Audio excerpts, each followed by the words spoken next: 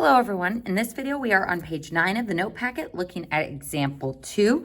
So on this problem it says find the derivative of a function, and again we're going to be using the limit definition of the derivative. So I'm always going to be looking for that work. So let's start by writing the definition.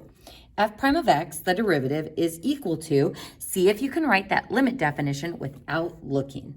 The limit as h approaches 0, so as we close in on the distance between the 2 points, of f of x plus h minus f of x, which is the difference in the y values, over x plus h minus x, which simplifies to be h.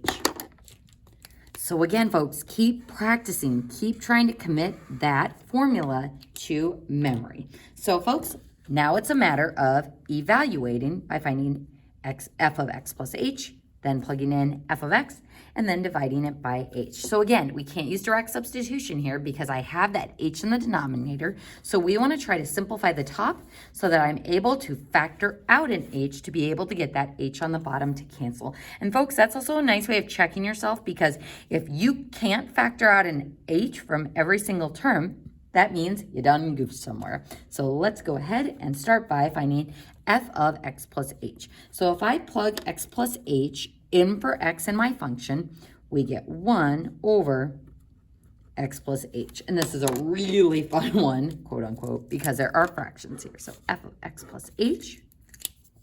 Then there's our minus anchor point. So minus f of x, which is 1 over x. And then this is all over h. All right, folks. Now there's a strategy that I want to talk about on this one that involves the minus sign in front of the fraction. It's really easy to forget about this minus sign when we start doing what we need to do with common denominators. So what I like to do is I like to take that minus sign and distribute it to the top of the fraction, which would turn this into a plus sign. So instead of floating it between the two fractions, I'm going to distribute it to the top of the fraction so that I don't forget about it later. So this is a strategy that I strongly recommend. It will help you when we go on to the trig stuff as well. So from here, what's wrong with simplifying this problem is, oh my gosh, we've got 1, 2, 3 fractions. We've got 2 separate fractions, and then we've got fractions within a fraction. So what we want to do is get these fractions to have a common denominator. Now, folks, what students will sometimes do is try to add h to the top and h to the bottom, and they think that that will maintain equality. So, folks, let's just start with something easy like 1/2 and 1/4. So if I wanted to add these two fractions together, can I just add 2 and add 2 like I'd like to just add h and add h? Is 3 over 4 equal to 1/2? No, it is not. So this is not a legal thing to do. I can't just add 2 to the top and add 2 to the bottom and maintain equality. In order to maintain fraction equality, we have to multiply by a creative form of 1 in order to keep the value. So if I multiply by 2 over 2, that's the same as multiplying the fraction by 1. Is 2/4 equal to 1/2? It sure is. So multiplying by 1 doesn't change the value of the fraction. Multiplying by a creative form of 1 so that we can get the same denominators is how we want to go about solving these fraction problems. So unfortunately, I can't just add h here. What we need to do is multiply both denominators by the opposite one. So if I had 1/5 plus 1/3, I would multiply this one by 3 over 3. And this one by 5 over 5. So in the same sense, I'm going to multiply that first fraction, and I'm going to rewrite this out. 1 over x plus h. And I'm going to trap that binomial in parentheses. I'm going to multiply this one by this one's denominator as the creative form of 1. And then don't forget we have made this a plus sign now.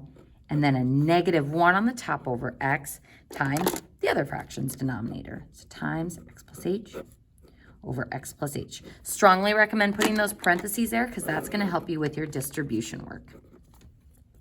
All right, folks, so from here, we are going to distribute on the top of the fraction and slide our denominators together.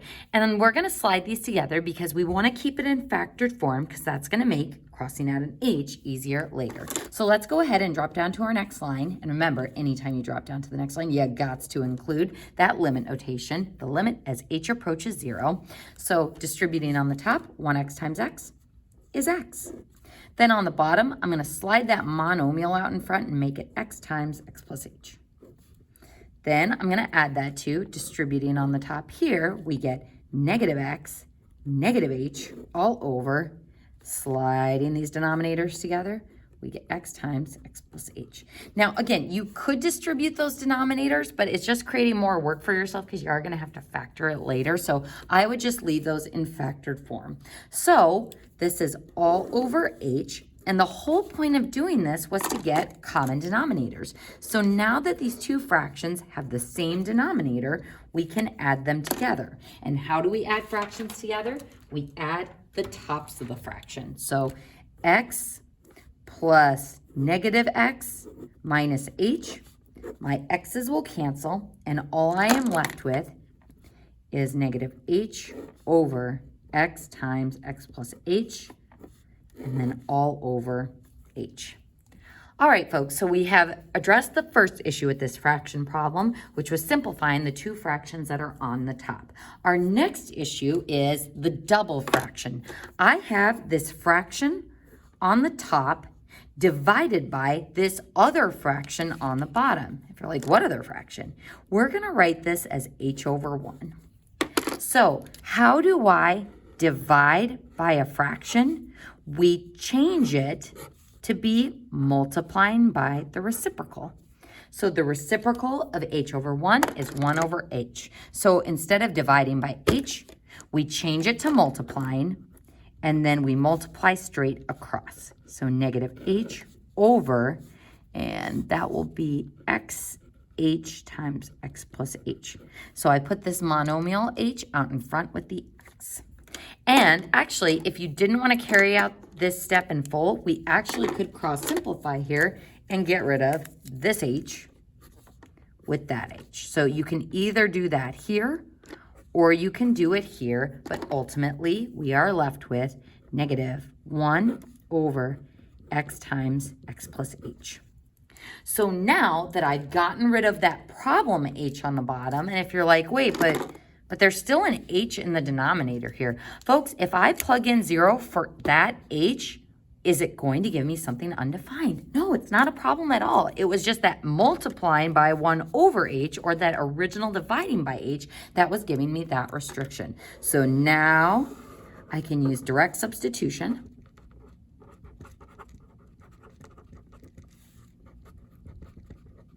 To plug 0 in for that h, which will give me, and again, no more limit notation since I am plugging that 0 in. Once we use direct substitution, no more limit, we get negative 1 times x plus 0, or negative 1 over x squared. So f prime of x is equal to negative 1 over x squared. So that is my formula or equation for the derivative at any given point. So now if I wanted to find f prime of 3, if I look at this happy little reciprocal graph, at 3, we are here. What would the tangent slope be at that point? Well, we can tell that it's negative since it's going down and to the right and a fairly shallow slope. So let's see what happens when we plug in 3 into our derivative equation. So f prime of 3 is equal to negative 1 over 3 squared, or negative 1/9. Folks, does that seem reasonable for the derivative? It does, because it seems like we are dropping down 1, going forward 9. It's a very shallow slope, so negative 1/9 matches what our graph is showing us. Moving on to f prime of 0. So if I plug 0 in, oh, this is where we encounter something interesting. When I plug 0 into my derivative equation, we get -1 over 0 squared. What do we know about this, folks? -1 divided by 0 is undefined or does not exist. So f prime of 0, you can either say is undefined or d-any.